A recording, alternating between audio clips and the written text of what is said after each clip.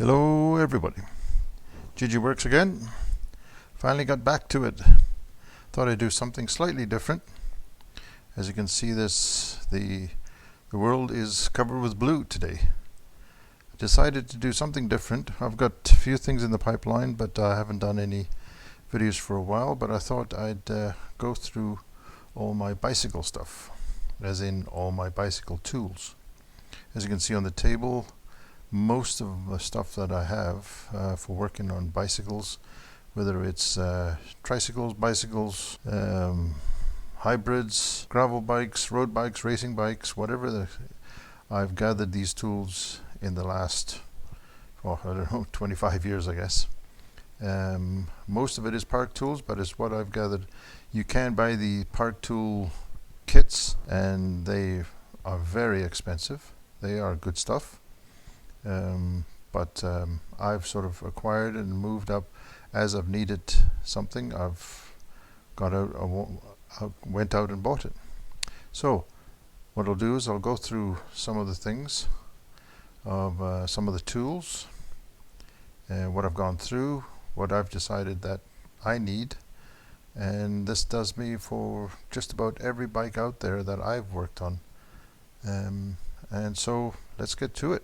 As you can see on the table, most of the stuff is there. I'll move the camera closer so that we can actually go through each item.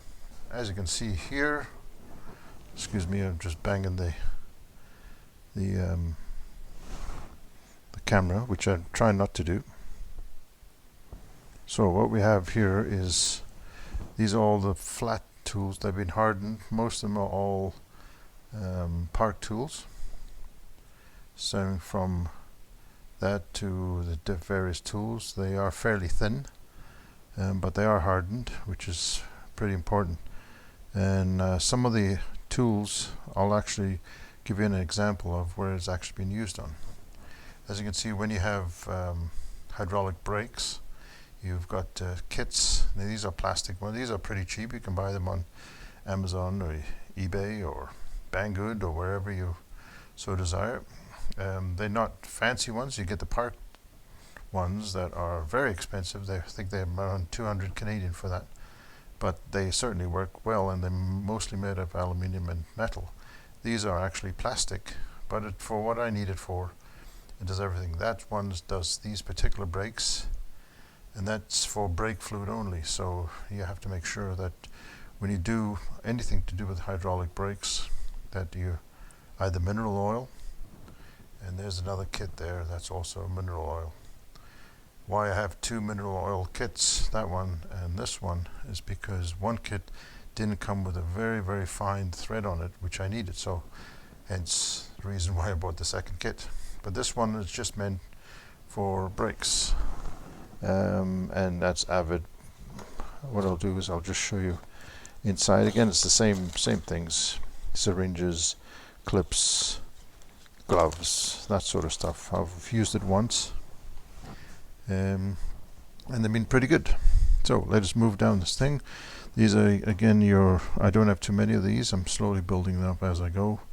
These are mostly cone wrenches, cone spanners, and this is an 18 mil. As you can see, they are pretty thin. That's how thin this is, so it's perfect for getting into sort of tight spots. Again, these are sort of variable ones. They go from 13 mil up to 18 mil. Again, very thin. I'll show you here, see how thin they are. Now, these spanners I actually bought, even though I do have my own spanners, wrenches, I've bought the park tool ones, and they range from 15, 14, 13, 11, 10, 9, 8, 7, 6. I think 6 is the smallest one, as you can see there. Moving along to the next one, this is for actually doing brakes, all your hydraulic lines, for tightening your flare nut, and then you can put your torque wrench in here, and you can actually torque it exactly how you wanted it, and that is 6 mil and 7 mil. This is for Shimano wires, so when you get the electronic shifters, it's very difficult to unclip them properly.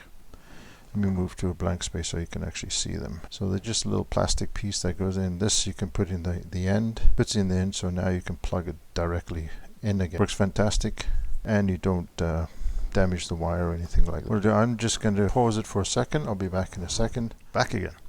Okay, I'll give you some examples of some of these tools that have been used. What I'll do is I'll grab this one here. This is a tool here. It's Shimano ones, but it's for doing the crank arms. Pretty thin. I'll give you an example where it fits into. When you get your chain wheel and your crank arms, when you want to do these little nuts here, holding the two chain wheels at the front, and of course you got your Allen key in on this side, and to do the other side, notice it's got a little tab here at the end. Sorry, the focus is not light, it's focusing on the background, but there's a little tab there that sits inside there, and it sits into that slot. Just go a bit closer there. You can see, so that you can hold your piece two different sizes. You can, for the big ones, sitting in here like that, and then your Allen key there, so it holds it all nice and tight. And then when you do your Allen key to tighten the other ones, works every time. Works very well. This is a, what number is this? TL-FC20, and that works very well for your chain wheels. Moving along to the next thing is I use fairly often is my Park Tool CC3. Now this is to check the stretch of your chain. So instead of looking at your chain and going, oh, is that worn, or is that worn a little bit, a lot, or you just use one of these, you put it into the chain and it'll tell you. It's got two readings on here. You can see I'll just zoom into here. See, it's got the 1.0, and if we turn it around, that says 0.75. So that's percent. So what it does is, I'll give you an example. I'll put it in a chain. I'll just grab this as an example.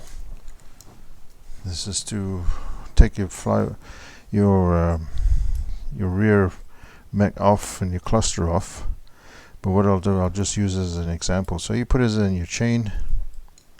You clip it in here like that, and then if it slides in and it goes into the groove, you know your chain is worn. Very simple. And that's 0.75%, and the other one is 1%. So slide it in there, pivot that down. If it slots in, it's like a go no go gauge.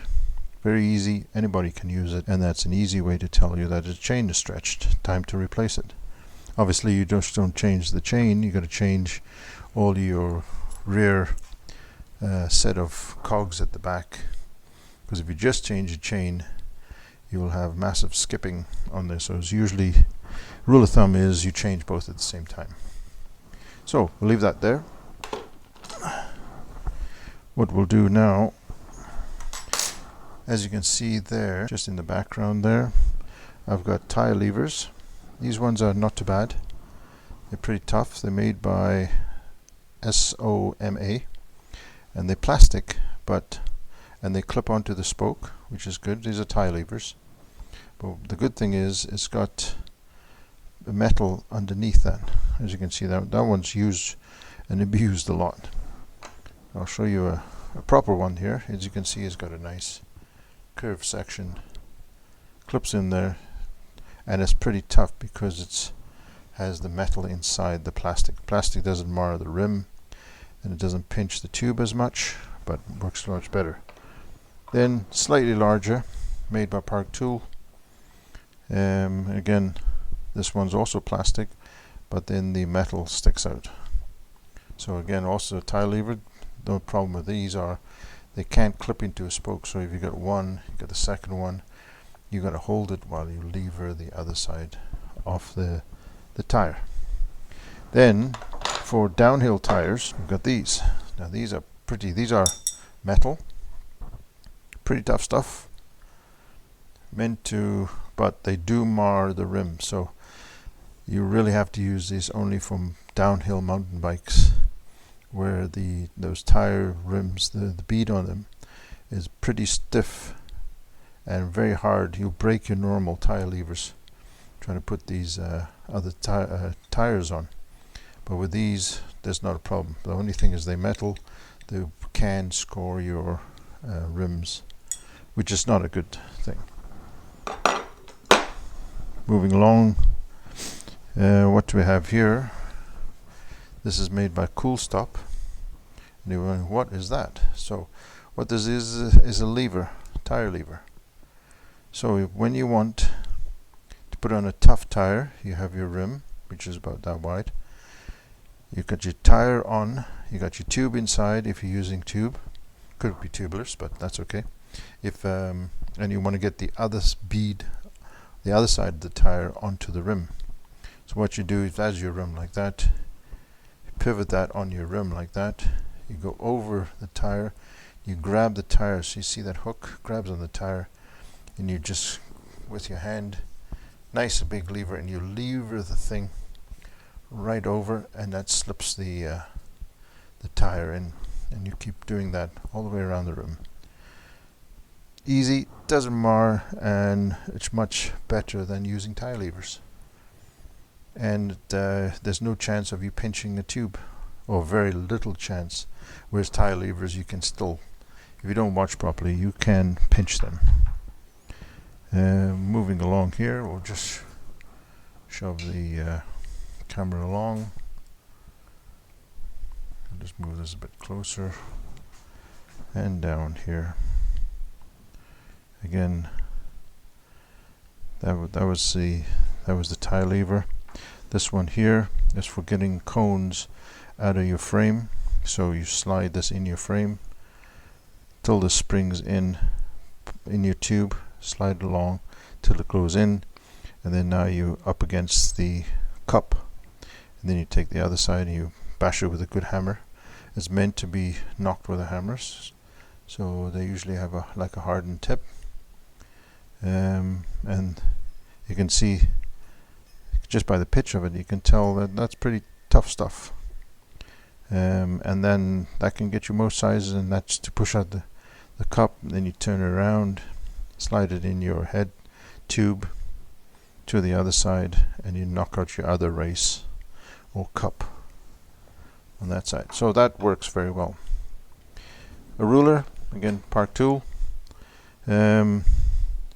Easy way, you can measure it if you have a vernier. You can measure the ball bearings. These days, most of your bearings are all in a cartridge, so whether it's button bracket, whether it's headset, they already come with their seals, with the races, so there's very little balls that are individual like they were a long time ago. But you can still check, you can put a ball there, that'll give you the sizes. What it'll do is there we go, we're in focus there. 8.5, that's your cotter pins. Now cotter pins, those are the old style. The very cheap bikes or the older bikes will use cotter pins, and that's to tell the diameter of them. Moving along to the other side, there's your balls there. So if a ball will fit into a quarter, 7/32, 3/16, 5/32, and 1/8, and that's a standard. They're all same standard. Another thing what you can do on this ruler, you can put your spokes in here, and you could lay that on there, and then now you can see in millimeters what your actual length of your spoke is, for whether you're getting a 2x, 3x, 4x, radial, doesn't matter, as long as it's got a hook at the end. Hooks in here, and then whatever the length is, that'll tell you whether it's imperial or you have your metric on the bottom. So there's the ruler. So that's why I bought it. Again, depending on what cogs you have at the back, the original cogs used to be this, where you had to unscrew them. Then they moved on to the spline type. See, that was before that. Then they went on to the spline, and then they used these very thin.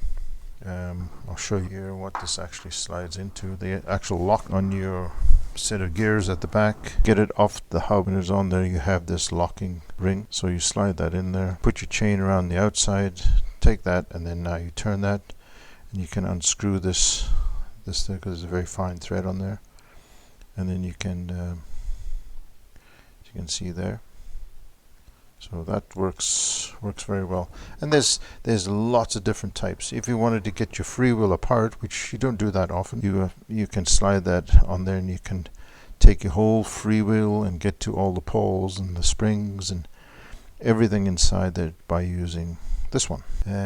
If you've got an Allen key, let's see, this one I'll take. Oops, I won't take that one. What we'll do is we'll take this one. You use this one here. If you got a small section of you're getting your crank arm on your chain wheel, screw that in like that, and then you turn that one, and it actually pulls off. If you've got a square drive or some of the spline ones, it'll pull the this is like a small puller, and on there is just a slightly larger one that you can change it. These work very well. I use these often. The normal Allen keys, you get the Y ones, you get different sizes. I use this fairly often. With pin wrenches, if you want to call them that, going from the big one, which is these ones, again also Park tool, and of course it will slide open, close, whatever size you want, and you can change these ends larger diameter, or if they get damaged you can replace them. So for big stuff, use that. If you go into the smaller ones, let's start with number 1. There's a number 1, green. They're always the same, and they is a round pin, as you can see there, round pin. That's the number 1, SPA number 1. Then if you go to a number 2, you notice the end is slightly different, slightly long, and again you can adjust because you can squeeze these together. And now you can unscrew that, and that usually goes through, if you've got a pin, I don't have one, but let's say if you've got holes in here, you can put your pin thing in there, and now you can rotate that. That's what it's for. Looking at number 4, SPA4, they're all numbered. If you notice, these ones aren't round blades, but they're a flat blade. So they will grip into some different types of nuts. As you can see here, there's a nut there. So you could go into that recess, so you can unscrew that. See, it just sits in there nicely. On this type, this is a cheaper one. Looking at the lock nut, you can see the lock nut on the outside here. You could go with one of these. These are this tool here. So that'll fit in here. It'll sit in there and there. So it grips onto 3 pieces. And now you can turn it. And that's usually for bottom brackets. What other examples can I give you? Same thing here. You've got a cheap lock nut. Got this style here. I think this is a 36, not mistaken. So you get your spanner wrench, whatever you call them, like that. That just happens to be 36. There's a 36. If you notice there, slots in there nicely, nice and thin, yeah. And then now you can either tighten it or you can loosen. Remember, if it's on the opposite side of the chain wheel, it's a reverse thread. So you got to make sure which way you're turning it. Either to tighten it is going clockwise, tighten it to loosen it, depending on what side of the bike you're on. What else can I show you as examples? Earlier we were talking about cone wrenches. Go to a cone wrench. Here's a 13 mil. So there's your normal axle for a wheel. You notice on here you've got the actual cone. That's where your bearings will sit. Then you've got a nut, a washer, and then you've got another nut, another flat spot. So this is to go in nice thin areas. See, it slots in there nicely. So that's what that, and then of course you have another one that'll lock either to unlock it. So that's where you would set your bearings for your wheels. The fancier bikes will have cartridge bearings, so they won't have these tapered cones here for the balls. There'll be a different style, and if it's quick release or if it's through bolt. Alright, back again. Okay, what we'll be talking about. What else can I show you that's of importance? The normal chain wrenches to take a chain apart. fit it into that. That it just adjusts there. So you slot it into your chain, put it there, push a pin, not out all the way because you'll never get that pin back in again, but 3/4 of the way in, unscrew it, and then of course when you want to put it together again, turn it around the other way, unscrew this till you get to the pin, and you push your pin back in, and then when your chain is together again, usually just give it a bend like that, and that stops it from having a tight spot on the bearings. This is the same thing here, but this is just a small micro version of exactly the same thing. Why they have two slots here, fixed ones, just come a bit closer, why they have two fixed ones, just the thinner chain and then this thicker chain. Again, on this one, which is more like a heavy duty home or workshop base tool, this one actually floats, so that's only to take up the slack for your thicker or your wider or your narrow chains. So that's why this just moves like that. That's the only reason. But other than that, it does exactly the same job.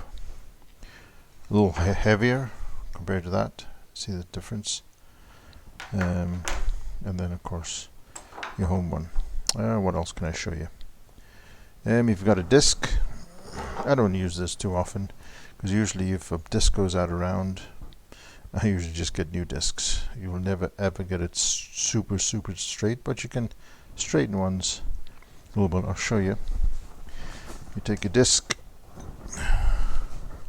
like so, and now you can slot them in. You can give that just a little bend if you need to straighten up that disc a little bit. Sort of helps you a little bit. You can do it on the slightly long if it's slightly deeper, like that. That's what this is for. I don't use it that often. What else can I show you? The normal hammer. I use this fairly often. You certainly will use it. Just tap out various things. Of course, when you tighten things up, you need a torque wrench. Some of them it's a pretty low torque, lower than you really think. So hence this, I have this set here. This is quarter drive. Comes with all the various sizes here if you need something like that. But looking at this little, goes from 2 Newton meters 20. So that'll do most things. Just pull that down and then rotate that, and you got your graduations on there. Click that in and away you go. And you can just torque and tighten it depending on which way you need to go, but most of this is set for clockwise.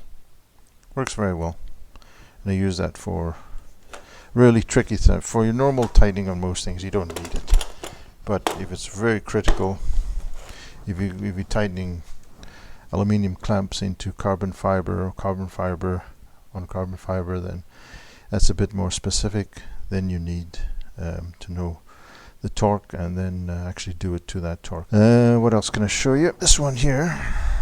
This is where you put your wheel in. Put your shaft in here and you can clamp it in the vise. 2 different sizes. Works a treat. Very easy to hold a wheel while you're working on it or adjusting it or doing whatever. So that works well. Moving along here, I'll show you all the spoke tools. This one's a generic one. It has the different sizes on there, so you could use that. But what fits much better, as I use these if I need to true a wheel or I'm building a wheel, it's got these sizes on there, so it'll tell you exactly what size it is, and that determines this distance. I'll come closer here. That there. So that one there, you can see that's slightly narrower. It does have a number on there. You can see there it says number 1. This says 0. And this says 2. Yeah, all different shapes. When you're doing your brakes, I'll just show you here. When you're doing your brakes, especially not your hydraulic brakes, but your, let's say, your caliper brakes, side pull calipers, center pull on some of the old mountain bikes, and you want to hold your brake pads close to the rim, so now you can tighten your cables. So this is what this is for. Loosen that off, slide that, squeeze it together so it's just about touching the rim, tighten that. That'll hold that in that position, and then now you can actually tighten your nut and get your cable the right length and all of that. And then, so that works pretty well. This one is not a park tool. This one actually pulls, so when you put that close to your hub, grips onto your cable. You can have the ratchet here, right, and that'll just squeeze it up, and then it'll clips in, and that holds it. So now you can tighten your nut. Well, that holds at whatever position. Works well. Don't use it that often. This one I certainly use. This is a park tool. The only frustration part with this is this always gets caught. When you don't want it to, this gets caught and it clips it together every time. You got to push this open every time. But you can clip your cables for your brakes and your shifting cables. This here is to squeeze your housing round again, because when you cut either the housing, it flattens the housing a little bit. So when you put that in here, you just help it to become round again. So it makes it much easier travel for the cable. So I use that often. This one, if you want to, you can squeeze in your hydraulic brakes. You got your caliper, you got your disc pads on either side, and if they are touching, or you put in new ones and you just want to squeeze that apart, just put that in there, and that'll just need to wiggle it a bit, and then now you're spreading it apart just enough, that thickness of a disc. So you're not pushing it all the way out, you're not pushing out just too little.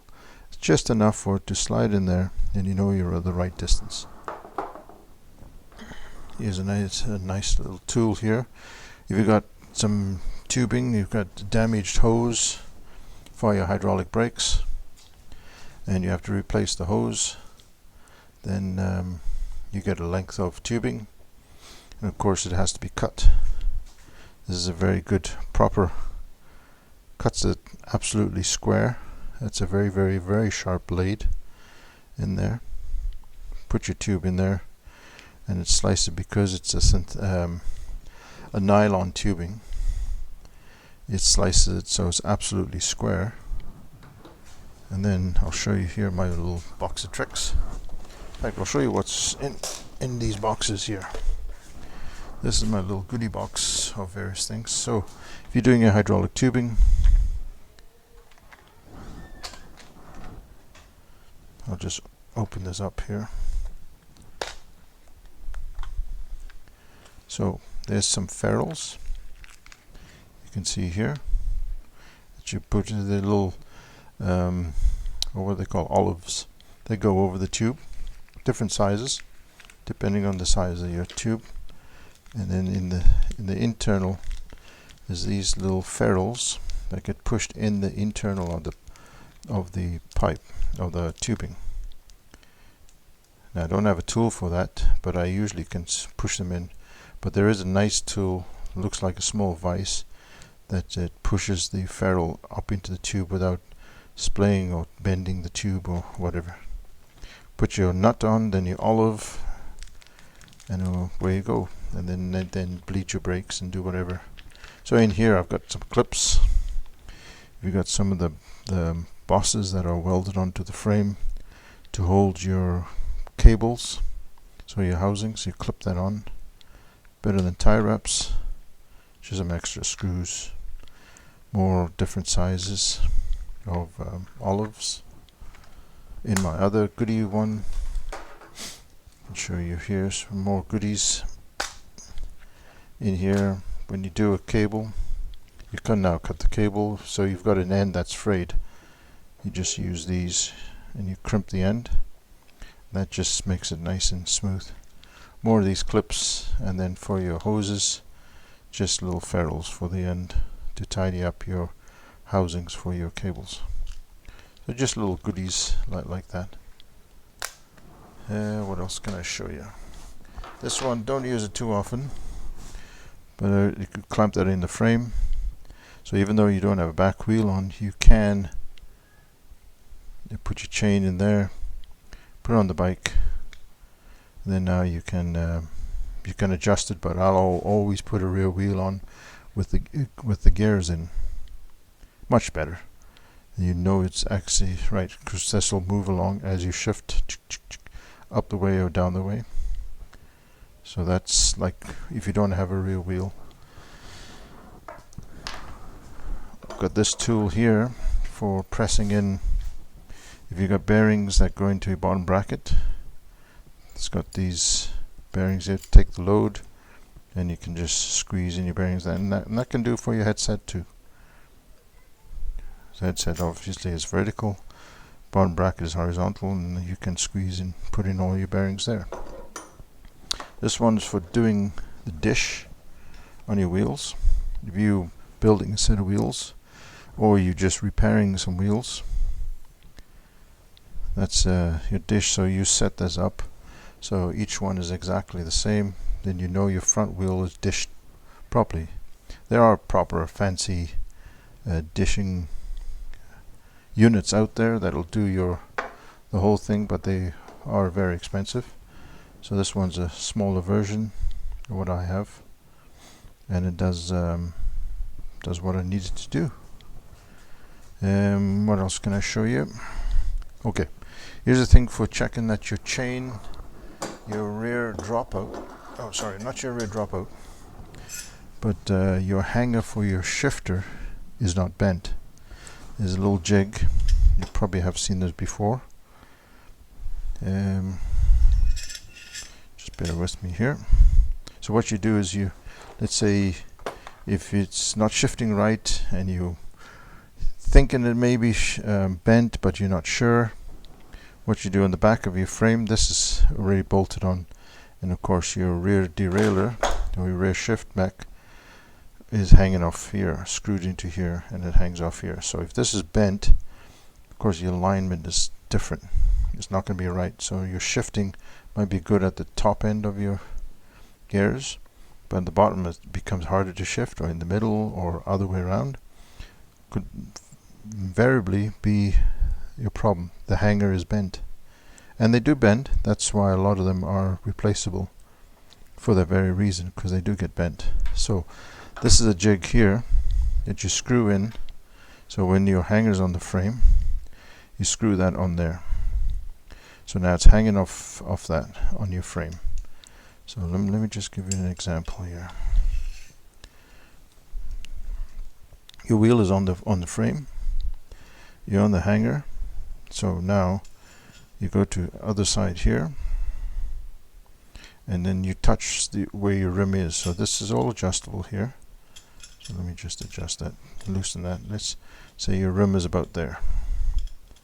Right, so you're doing that at, let's say, 3 o'clock. So that's tightened in there. So what you do is you do it and you just touch your rim. You know that distance there. Then you rotate the whole thing without it sliding like that. You rotate the whole thing around 180 degrees.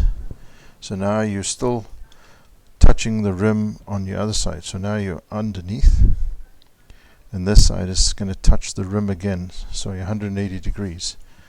And obviously if it's not touching it, or if it's in too far or back further, there's a space there or twist like that, you know something's wrong with your hanger, right?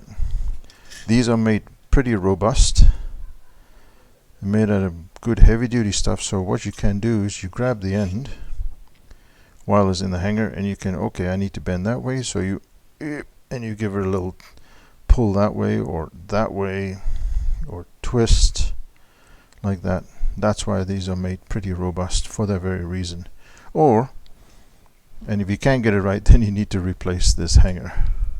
But there's a tool that's for checking your different things. Again, this tool here, just a norm I take with me on my bike.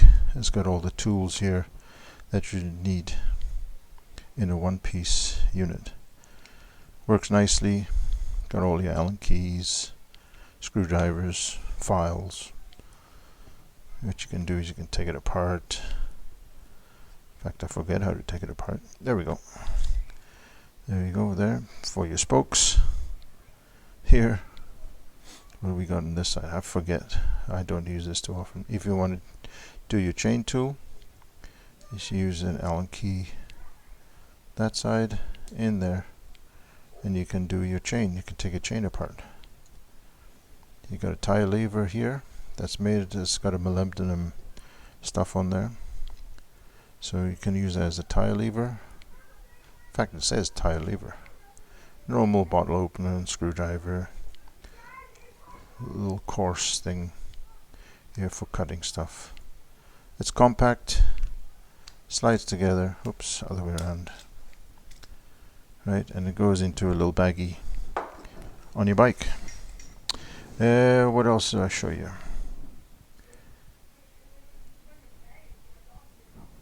There's a few different things that I do use.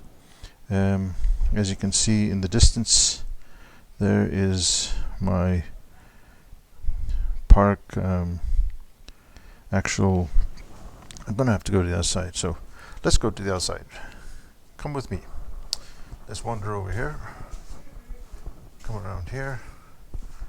There's a new park tool. I've got this because my other one broke. Fantastic. Works really well. Clamps are kind of difficult. This one here. This clamp here, kind of difficult, but when you have that to back that up there, it becomes a very stable piece. And the good thing is you can add extra bits to it. Excuse me, I'm not getting this right here. Just bear with me here. I'll just turn this way. So when you have I bought this extra piece here just for putting tools. It clips into those pieces here, clip into here. So there's a place to put your tools, Allen keys, parts. In fact, it's got a little thing of a box here for putting, you get latex gloves or whatever like that into that piece there. And it's got a few different holes here, rags, whatever you want to hang off there, off the end. If you have that, I also bought another one of these. So what I do here, I'll just give you an example. What you do is you have your paper towels. Here's your paper towels. Slide your thing in there. That goes in here, and you have a place for your paper towels. Yeah, don't have to. If you don't like it on that side, you can stick it on that side. So there's lots of different stuff, but that's when I have the bike rack or the bike vise up with a bike on it. Now I'll put all the other stuff on there. Here's what we have here. This I use fairly a lot when I'm rebuilding a bike. I'm using one of these. It's made by Finish Line with the grease.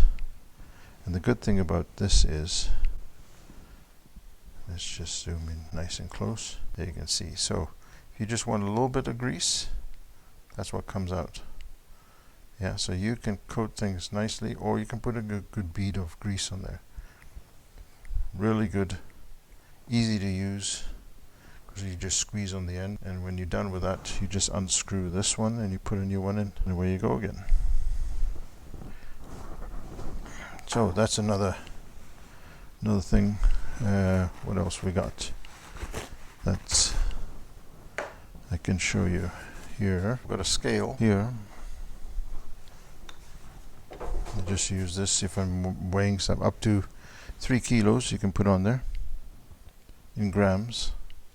Or in imperial, as you can see here, and if you wanted to weigh something, whatever it might be, even if it was a ball bearing, if you wanted to know the weight of it, you could weigh that. It's pretty accurate, so I'm pretty happy with that. That's about it for the Park tools. As you can see, it's not a full kit. I don't have some of the bigger stuff that is required, but I've built up things throughout the 30 years, maybe even 40 years now.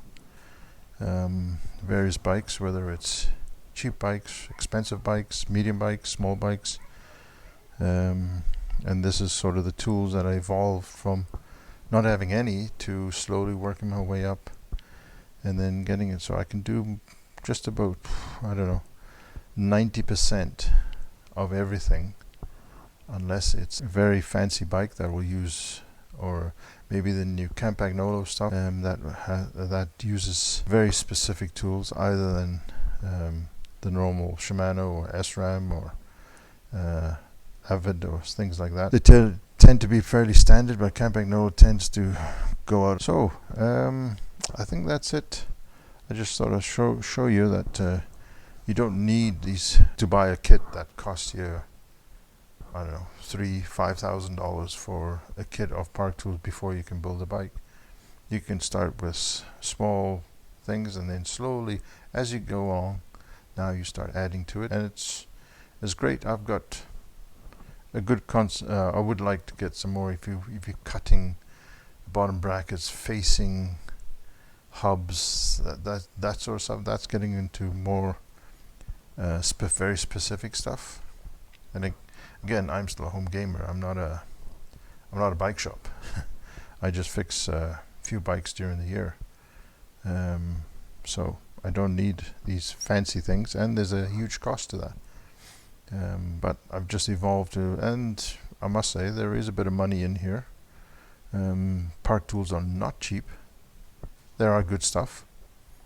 They do work well, but I have noticed that some of the snap-on stuff is better quality, but for how you use in the Park tools, they do the job very well, and a nice color. They're blue. So that certainly, hopefully that helps. It gives you an inkling of various tools that you can build up yourself.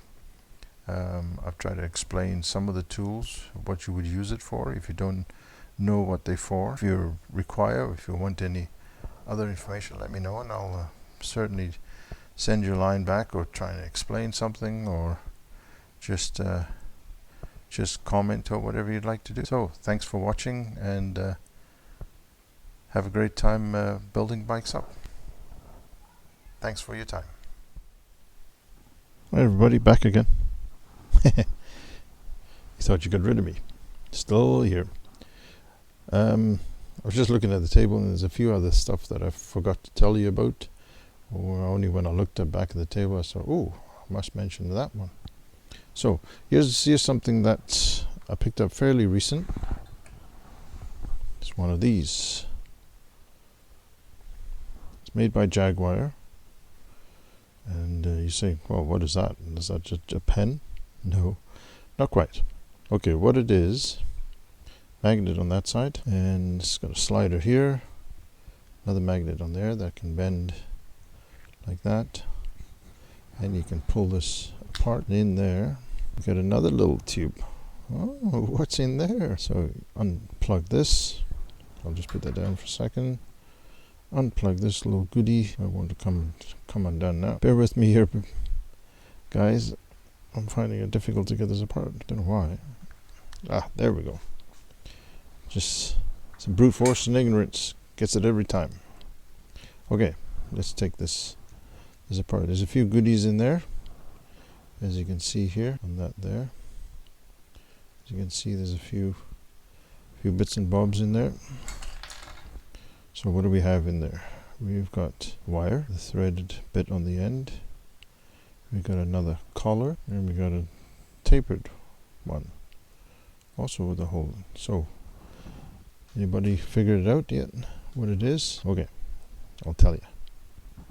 What this is is for getting cables through your frame, whether it's hose, cable, whatever. So you have a cable, screw that on the end, you've got your tube, screw that into the tube, right? And now you push this into your frame. There's a magnet on the end here. So on the opposite end, you're on the inside of your tube here, and then this one is on the outside, and if you want to fish it along, right, it's not gonna click together because there's a tube in there, and then you're just gonna grab onto that and you're gonna slide, and you're gonna pull that through the tube to the hole on the other side. That's what this is for.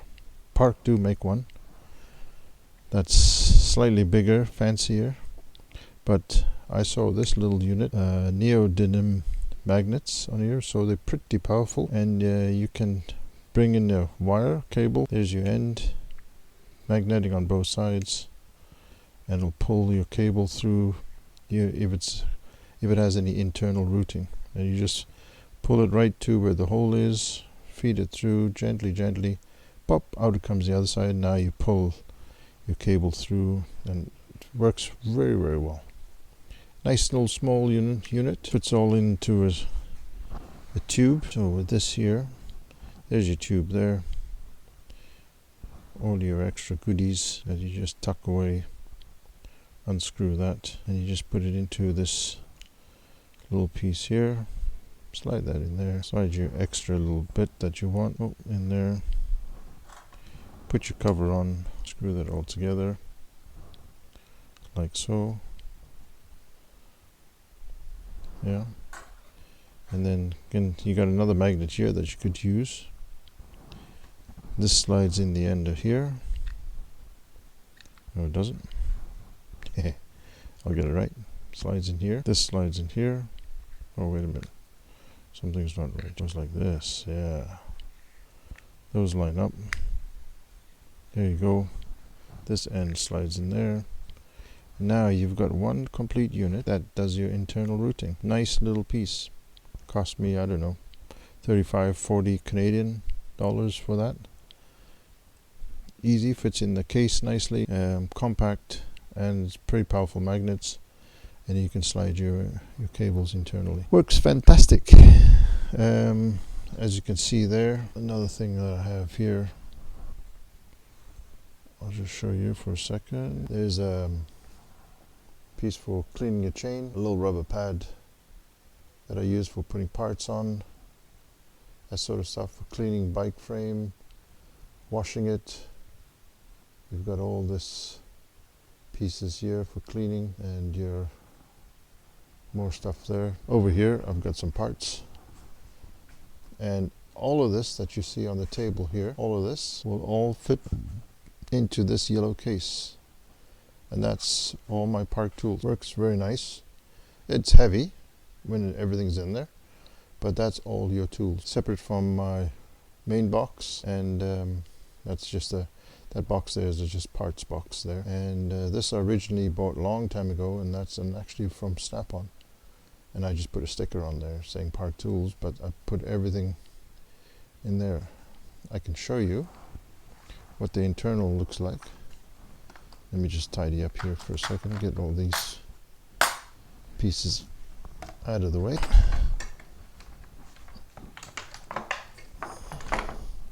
So there's the case.